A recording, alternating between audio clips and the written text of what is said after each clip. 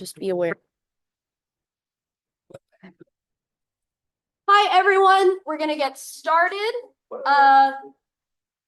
Y'all have met me, but you have not heard me teach yet. So welcome to a Charlie lecture. Mariam will be teaching with me. And today we're going to be talking about conditionals and loops, which is another one of the fundamental things that you need to learn for Python. Okay. First off, let's start with some announcements. Homework 2 should have been due on Tuesday, the 11th. Remember, you have 2 weeks grace period for every homework. So the late due date is February 25th, as you would see, looking at the grade scope. Okay, what we're gonna do is you are going to take 2 minutes to fill out this when to be, because we have our office hours, but we haven't been getting many people, and if you guys aren't coming to office hours because you don't need office hours, that's fine. We don't want you not coming to office hours because you can't make it. We would much rather you be able to make it and not come rather than not come because you can't make it. Yeah? Okay, 2 minutes. Do this. And then, I don't know, stare into my soul. Yes. Yeah, just do. Sorry, we know it's another when to meet to fill out. But it's very helpful for us.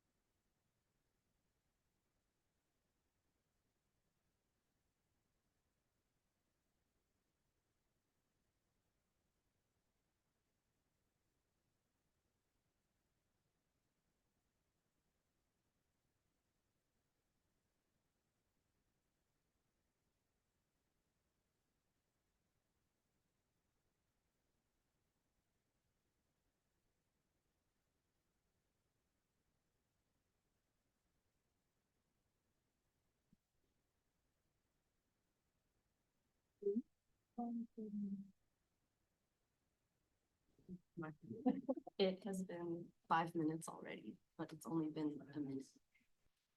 Yeah. Consider like having fun. Yeah. Then when you're having fun, it'll be better. You're so right. What? I said Earth? Yeah. Okay. That tracks. Makes a lot of sense.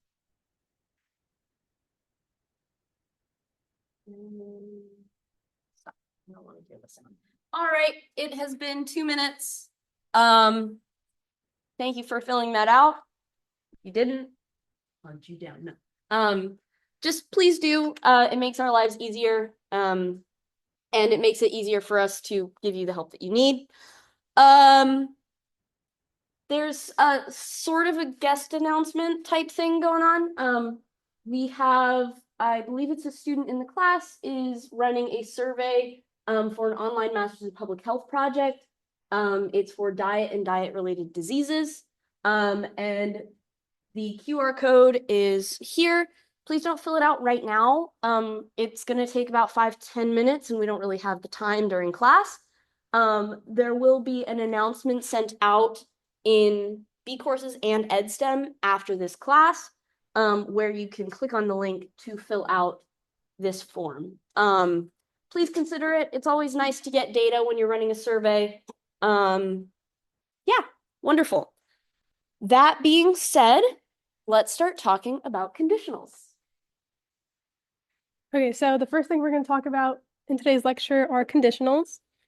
So here's the main syntax that conditionals are going to follow, and essentially conditionals are used when we want Python to execute a certain task based on a condition, and this condition needs to be a Boolean that either outputs true or false. So the syntax of an if statement is going to be if, and then your condition, and then a colon, And then whatever task you want Python to execute, if that condition is met, should be in the body, which is going to be on the next line and indented. And then optionally, you can also add elif statements and else statements. And an elif statement is going to allow you to add a secondary condition or like a third condition, as many as you want.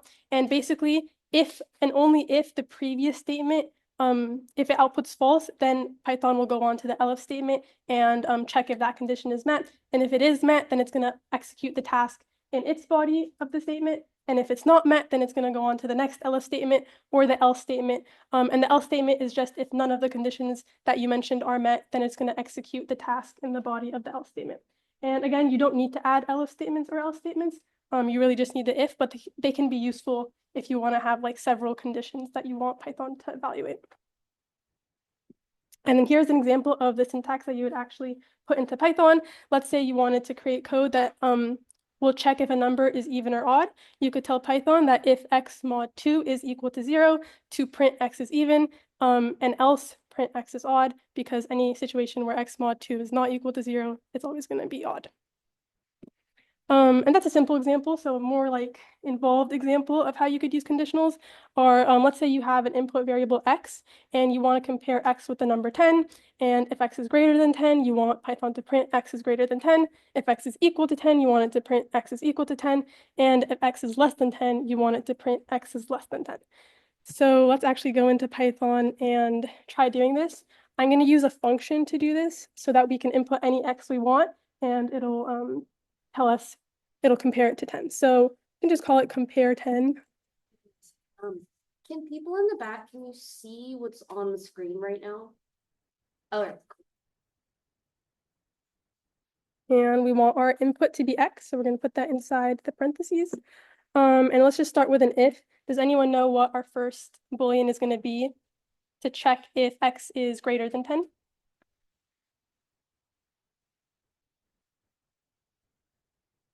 If x greater than 10. Yeah. And then remember to add a colon at the end. And if that is true, we want Python to print just x, and then is greater than 10. And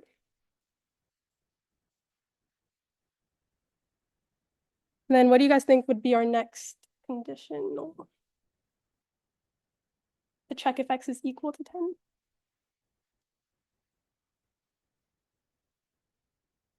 You can just put another if statement, and remember to do 2 equal signs to check if it's true. And then just print x is equal to 10. And then lastly, we want to check if x is less than 10. So we can tell Python if x is less than 10 to print x is less than 10.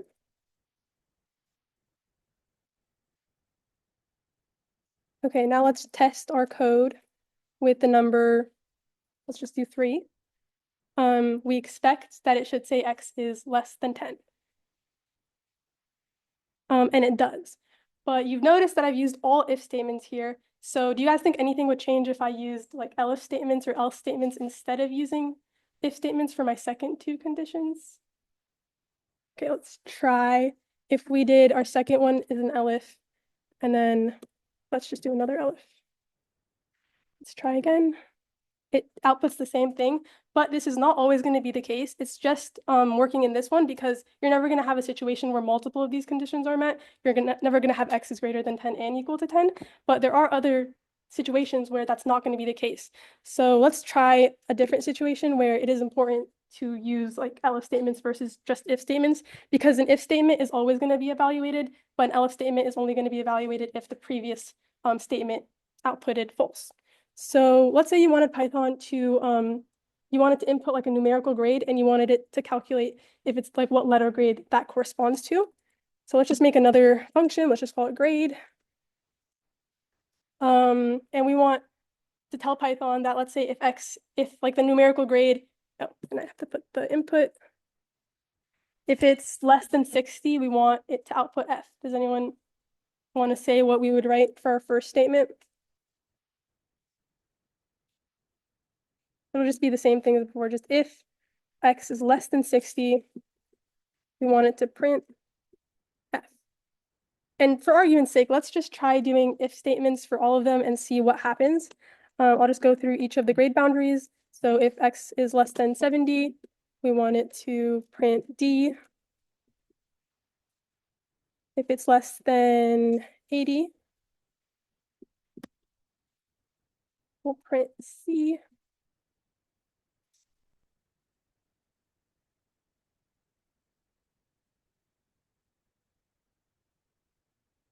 And then lastly, we just have if x is less than 100, we want it to print A.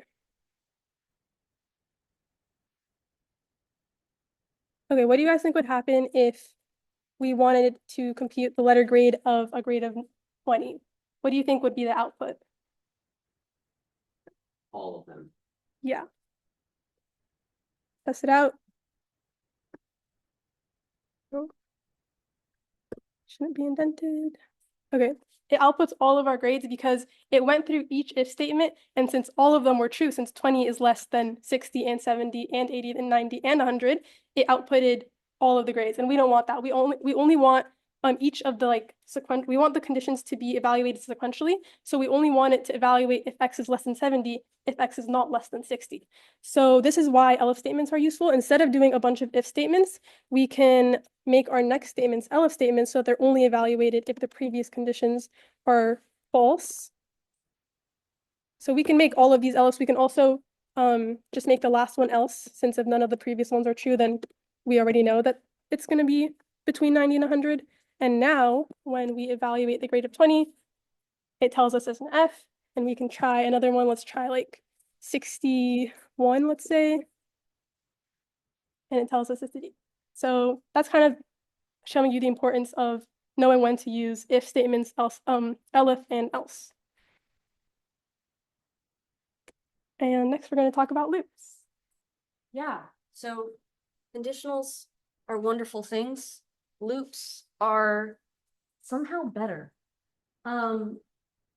Loops are kind of this foundational thing that you have to do in coding. A lot of what we do is on huge amounts of data. I do not, as wonderful and lovely as this demo was, I don't want to have to manually enter a grade for each and every one of you to evaluate your letter grade. That sounds awful. So what we can do, not that you guys get a letter grade from this class, but what we can do is we can loop through,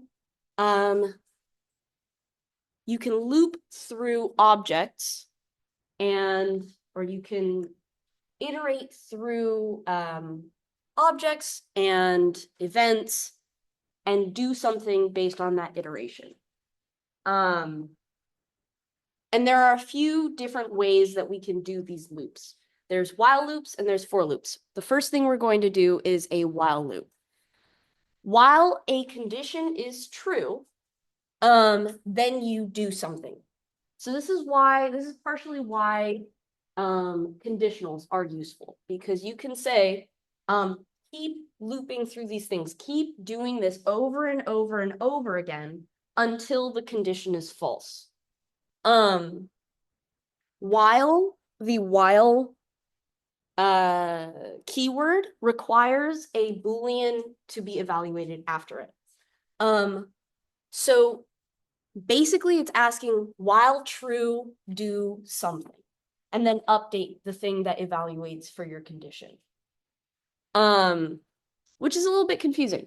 You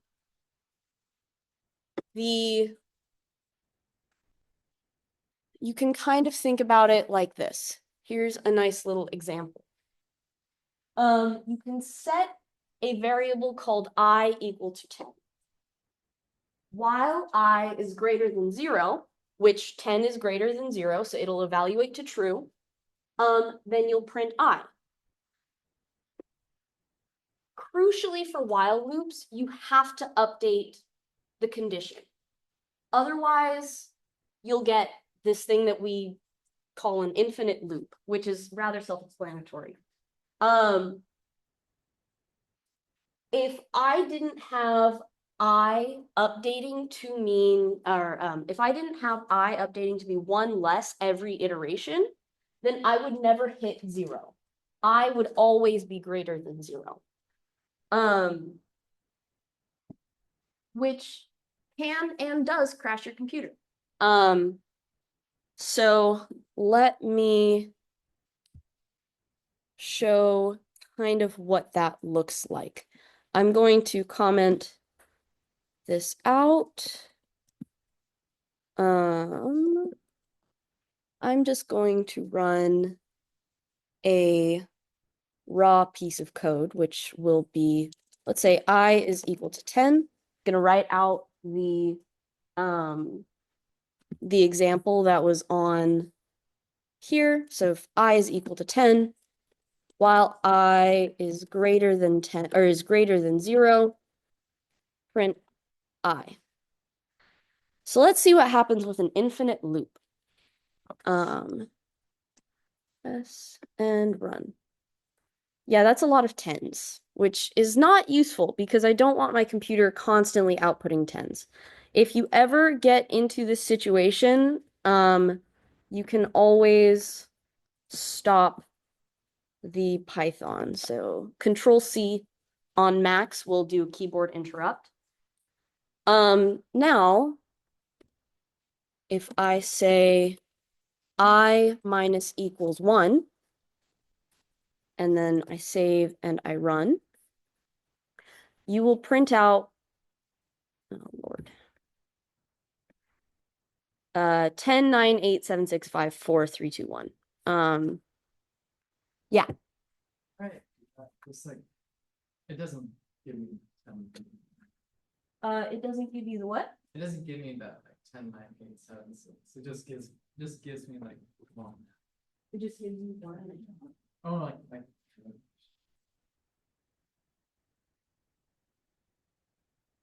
That?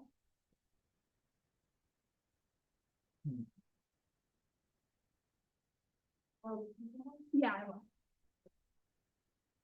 Yeah, I'm not sure why that's happening. It should be printing things out. Cool. While loops are fine. They're okay. No one really likes them, but we make you learn them because they're useful, pedagogically. Let's move on to for loops, which are my favorite thing. For loops iterate over an object. So we talked a little bit about lists in the data types lecture, so last time. If you have a list of values like 1, 2, 3, 4, 5, 6, 7, 8, 9, 10, you can say for a variable within an object, do a thing. So for I in range 10, print I. Now, range is a really wonderful, lovely keyword in Python. So it's a function that Python knows without you having to define it. So if you type range into whatever text editor you're using, maybe it'll color code it depending on if you have color coding enabled. But it should know that range is a function. So for I in range 10, I'll ask you guys that question in a second. I want to show you how it works. Or I want to show you that it works. So if I type for I in range 10, print I, and run, we get 0, 1, 2, 3, 4, 5, 6, 7, 8, 9. Does anyone have any ideas why it didn't print out 10? Yeah.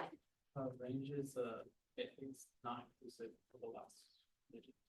Great. So the answer was range is not inclusive of the digit or of the stop value that you input. You can say for I in range number, and it automatically assumes that you're asking from 0 to this number, but it will go up to not including the number that you put in.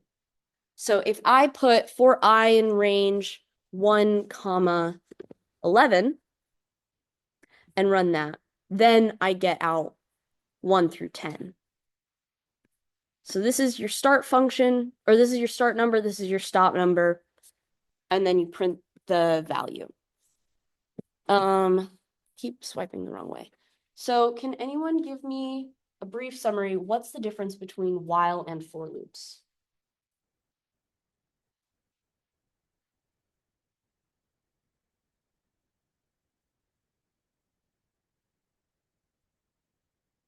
Yeah.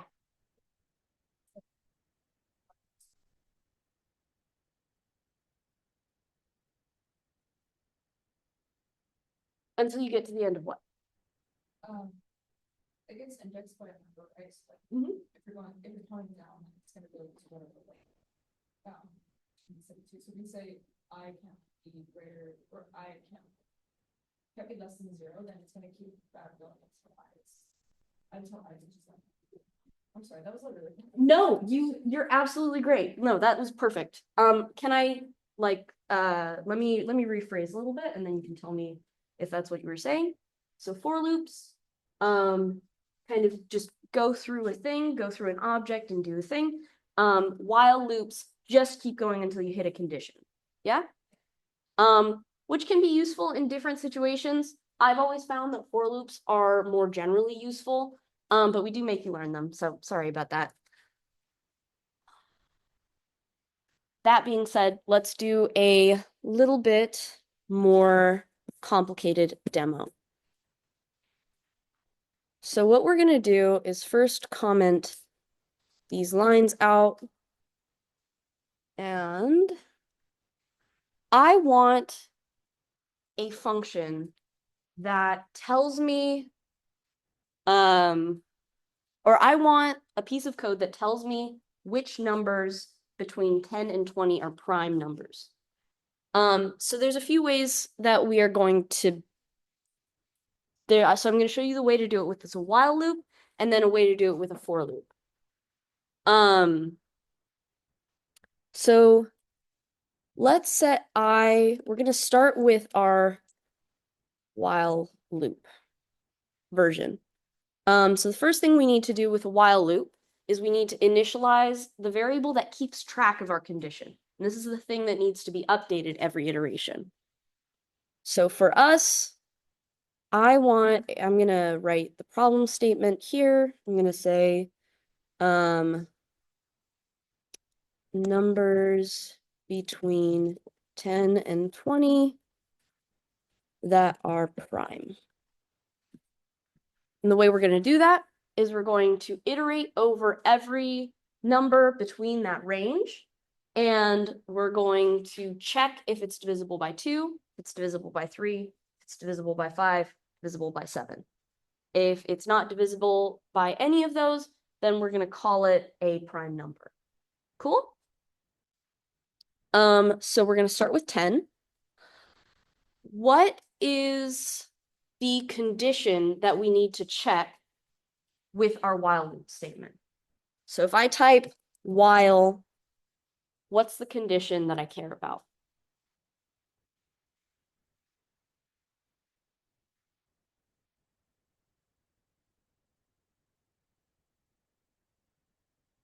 Yeah.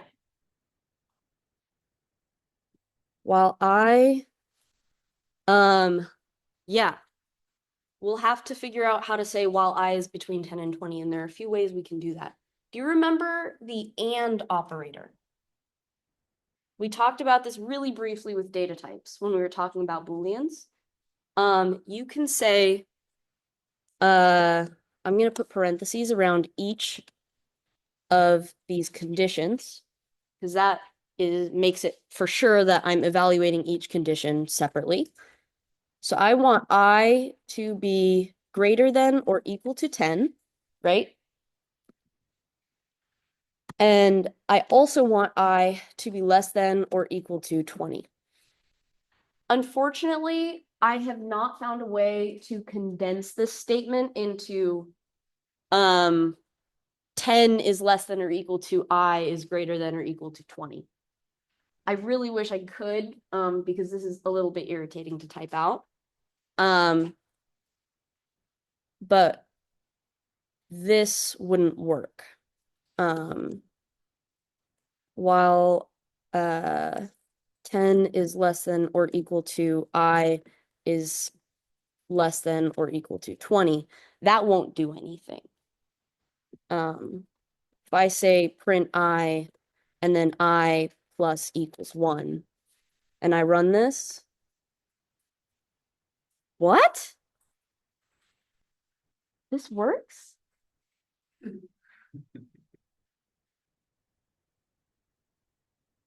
Apparently this does work. You have no idea how many times I have tried this and it has not worked. Like I was between like 20 and 10. No, it definitely was not that because I've stared at Anyways, disregard what I've said. You can condense the statements. I am so glad that I tried to show you that this wouldn't work because now I know that it does. That's so exciting. So yeah, you can condense this conditional statement. 10 is less than or equal to I is less than or equal to 20. So this prints out every number from 10 to 20. That's not what we want. We only want to print out the prime numbers. So I'm going to keep this update. So I'm going to keep the I plus equals 1, which I plus equals 1 is equivalent to saying I is equal to I plus 1. This is a way of just updating your variable so that next time it gets checked, you can, the condition is updated. So I'm gonna kind of space out these conditional statements because that's what we're gonna have to do. We're gonna have to say if I actually, do you guys remember what my if statement would be if I'm looking for an even number? So if I'm looking for a number that is divisible by 2, what am I checking? Yeah. If the modulo is 0. Of what? Of the number So I modulo what? 2. For a number divisible by, if I want the number to be divisible by 2, then the modulo of, then I modulo 2 should be equal to 0. And remember that when you're checking something, the equal statements has to be this double equal statement. So if I modulo 2 is equal to 0, then we're not going to do anything.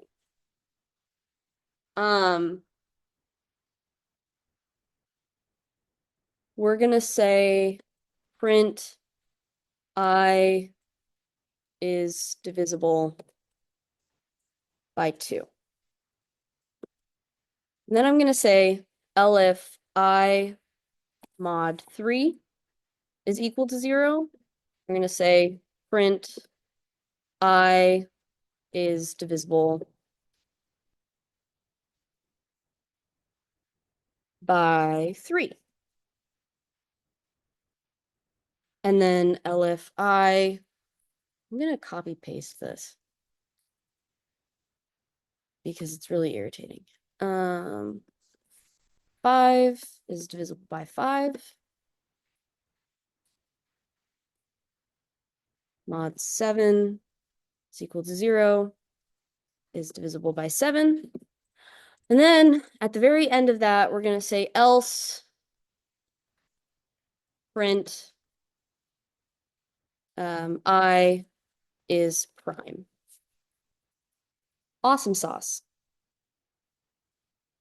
Okay, that's long. That's not a fun thing to look at. And there's a way we can get around it. I can check all in one go if multiple conditions are satisfied, which is what I did up here.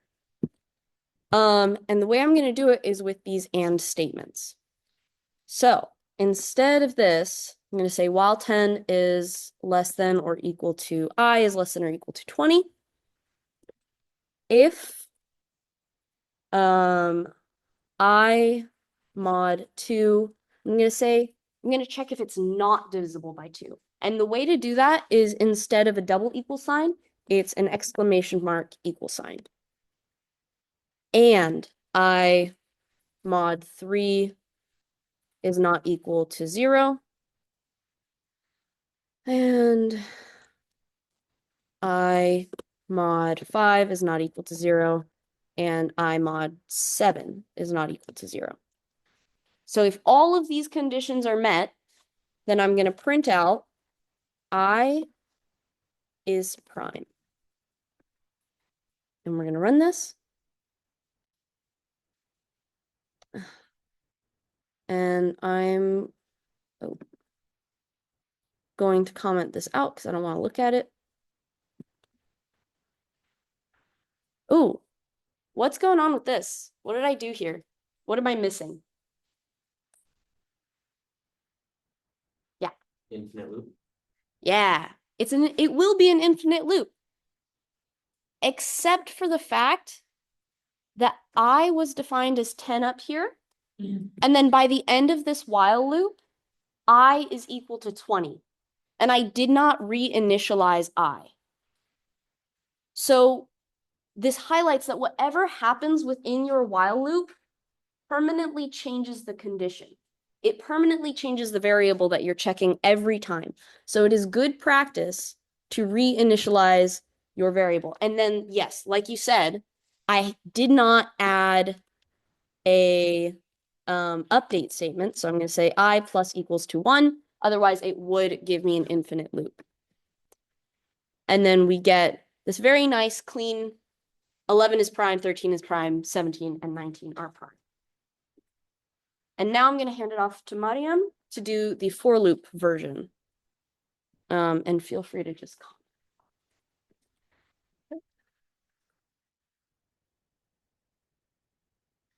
Okay, so if you do it using the while loop, as you can see, you have to do a counter, and it kind of is just annoying.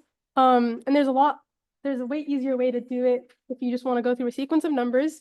Instead, you can just use a for loop, and you don't have to worry about doing a counter or anything because it'll automatically do that for you. So, does anyone have an idea if we wanted to go through numbers 10 to 20 using a for loop? What would be our first line?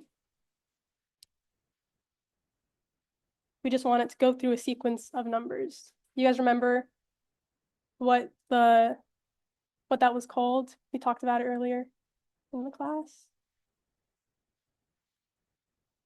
Anybody? Okay. If you recall, it was the range object. So if we wanted to go from 10 to 20, we would want to go from 10, we would enter in from 10 to 21 because, sorry, that should be a comma, because the last number is not inclusive. And then we would add, sorry, you have to add in for I in range 1021. And then you would enter in whatever you want Python to do for each of those numbers in the range. And like we saw in the while loop, for each of those numbers, we want to check if it's divisible by 2, if it's divisible by 3, if it's divisible by 5, and if it's divisible by 7. And we just want to do the same exact conditional. So I'm just going to go ahead and copy what we had before. The same print statement. And this way you don't have to do a counter, so we don't have to tell it I plus equals 1 because it's already going to do that for us using the for loop. And let's try it now using the for loop. As you can see, it outputs the same exact thing, and it's only 3 lines versus like, I don't know how many for the while loop. So for loops are usually easier for when you want to go through like an object sequentially. It just makes things a lot easier than using a while loop. So here's how you could do the same thing using a for loop. And I think that's all we have. Does anybody have any questions about anything we covered?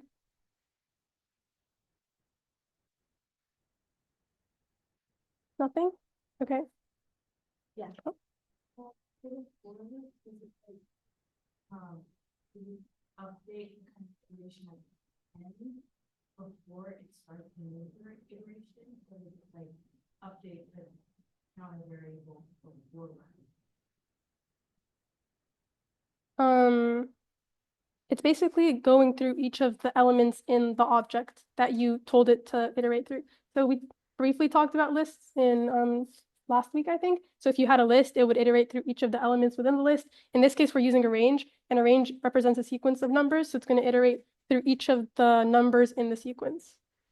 So it's not like a variable in the same sense that the while loop is. Yeah. So you don't have to keep track of anything. The loop does it for you.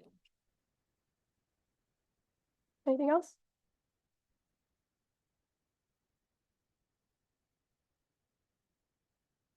People frowning at computers.